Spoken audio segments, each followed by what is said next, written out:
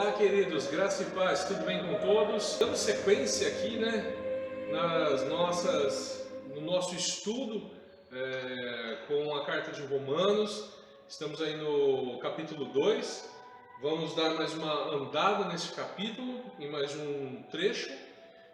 Iniciamos aí com a leitura do capítulo 2, a partir do versículo 1 até o versículo 5. E hoje a gente finaliza concluindo essa primeira etapa até o versículo 16 da carta de Romanos, que retribuirá a cada um segundo o seu procedimento, a vida eterna aos que, perseverando em fazer o bem, procuram glória, honra e incorruptibilidade, mas ira e indignação aos facciosos que desobedecem à verdade e obedecem à injustiça.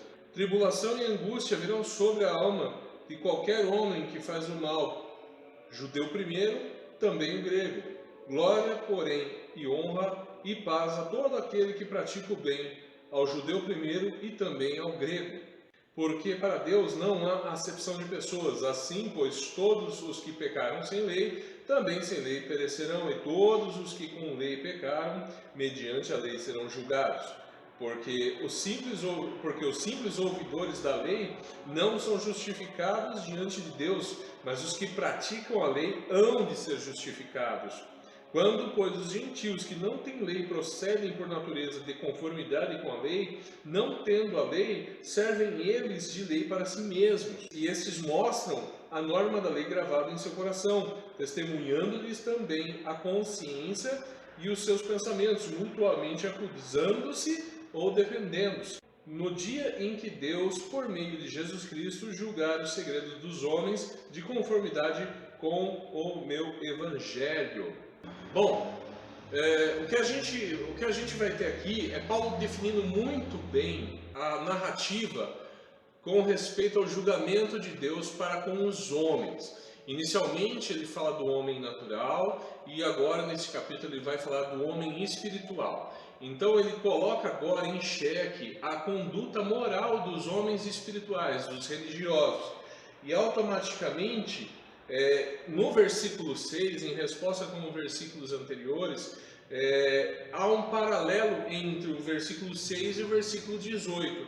Novamente sendo traçado na narrativa, Paulo deixa esse ponto bem pungente, ele deixa bem latente, patente, a questão do julgamento de Deus ser um julgamento parcial à justiça dele.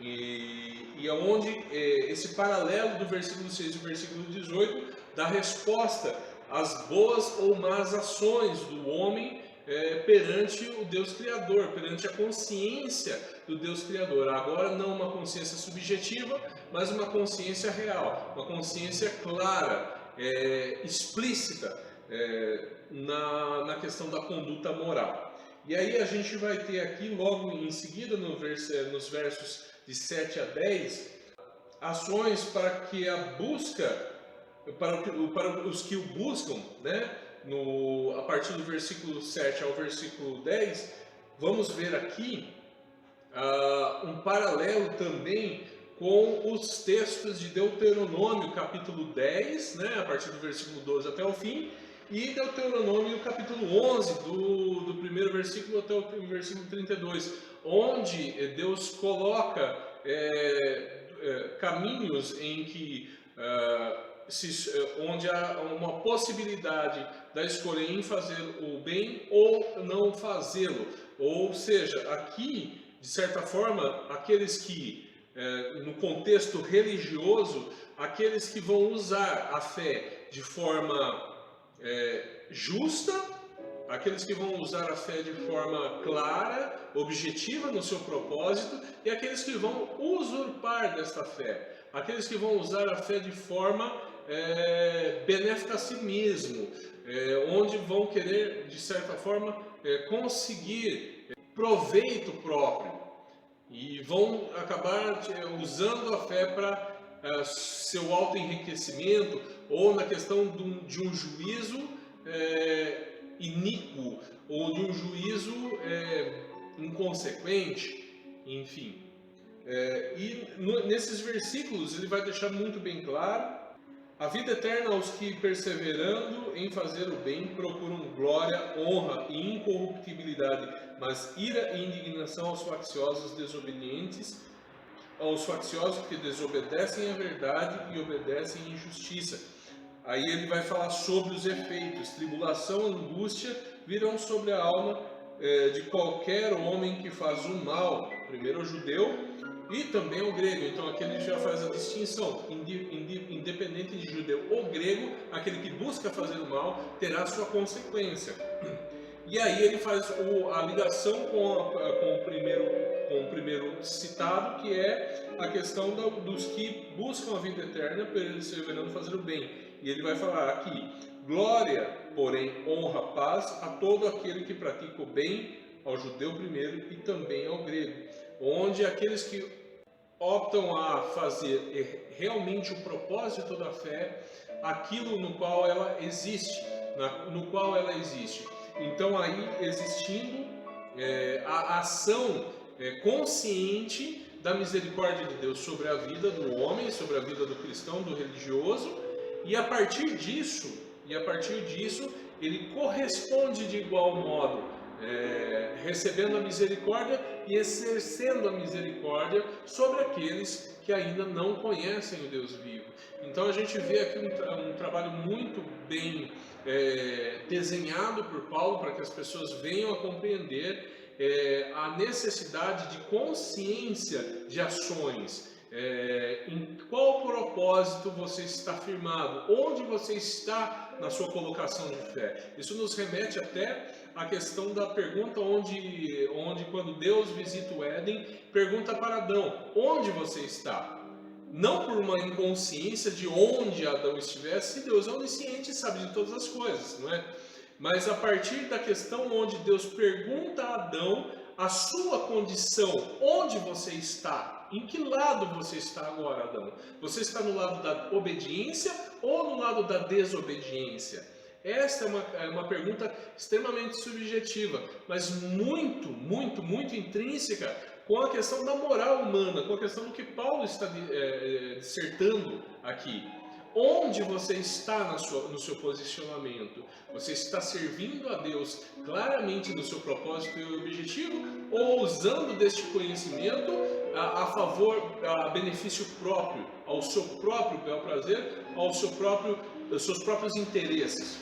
Então, seguindo, ele traz a consequência para um e para outro, né? Com referente às suas escolhas.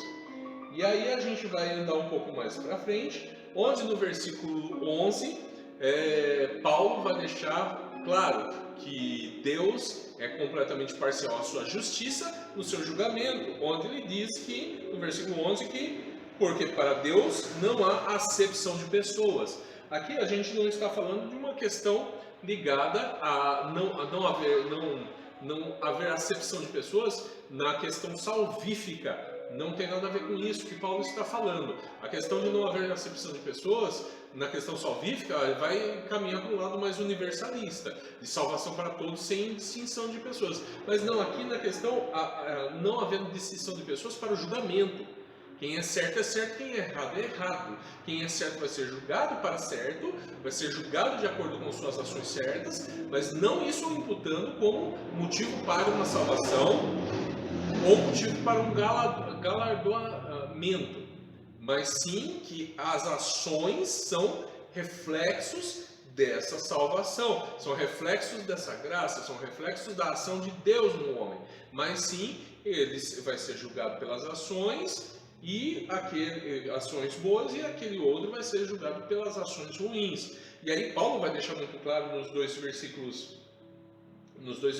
à frente, numa conversa do mesmo esquema, de falar sobre dois assuntos de certa forma distintos, mas ligados pela mesma raiz. Então aqui só concluindo a ideia desses versículos aqui, no versículo 11, onde não há acepção de pessoas, a questão fica bem clara neste ponto.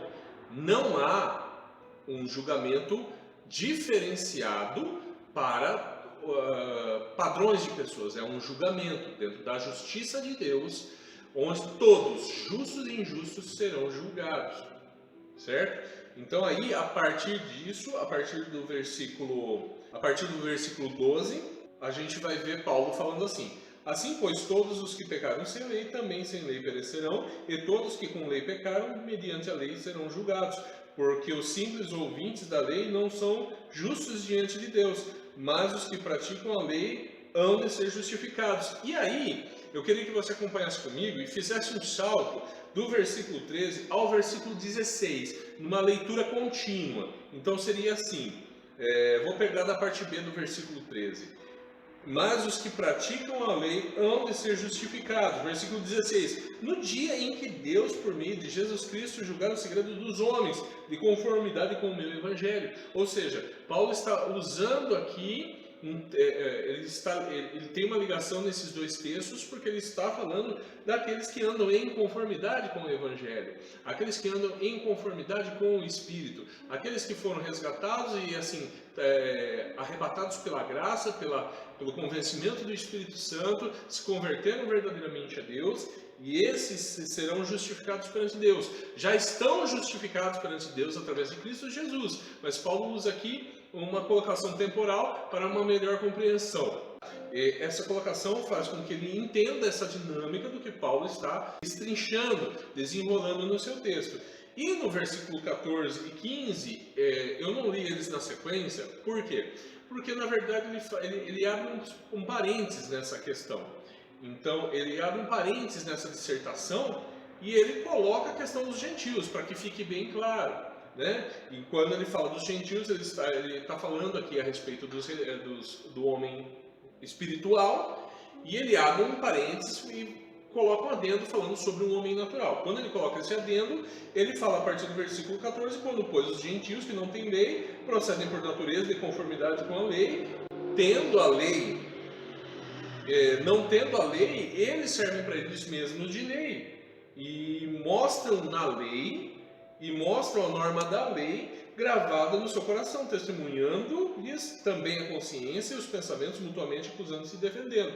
Aqui Paulo novamente relembra o que foi escrito e lido nos versículos 18 a 32, a respeito de que o homem, a partir do momento que ele come o fruto da ciência do bem e do mal, o homem cria para si mesmo normas morais, que é aquilo que Adão, quando responde a Deus que estava nu, sabia que estava nu e se escondeu por causa disso, ele criou uma norma moral para ele estar nu é errado, enfim, ele cria várias normas morais. Então, mesmo não tendo conhecimento da palavra revelada, o homem em si tem um conhecimento de Deus incutido e escrito dentro de si mesmo, através da sua própria norma de certo e errado, que lhe surge sem a questão de alguém lhe dizer o que é certo e errado. Ele define em si o que é certo e errado. Lógico que depois disso ele transmite este conhecimento, mas naturalmente o homem em si, em natura, ele tem conhecimento de certo e errado.